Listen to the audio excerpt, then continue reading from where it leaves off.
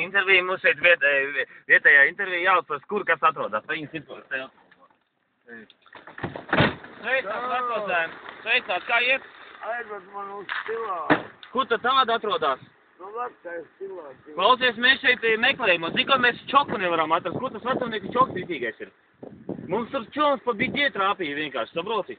Un vajag kaut kā ručīt ārā. Ko, tu nezini, kur viņš ir? Līvā tīpa, kur šitas te ir. Šitas. Tas pēc kā traud, ne? Nezini. Blīn. Mēs šeit esam atbraukuši Dienbalskā Iecavā, Saldu, Jēkabpils. Nu, kaut kur šeit saka vecumnieki. Vecumbrieki vai kā? Vecumnieki. Vecumnieki. Ir tāds? Ir. Kur tas ir? Rādi redzēt. Tur tālu brauc. Uz turieni? Tur? Nu, tur čoks ir? Tas ir bambam koks? Aha. A kā tu šeit nokļuvi? A kā tu šeit nokļuvi? Kas tu nevari paiet? Es nevaru paiet Tu piekusi? Atbrauc autobus gaisminieks.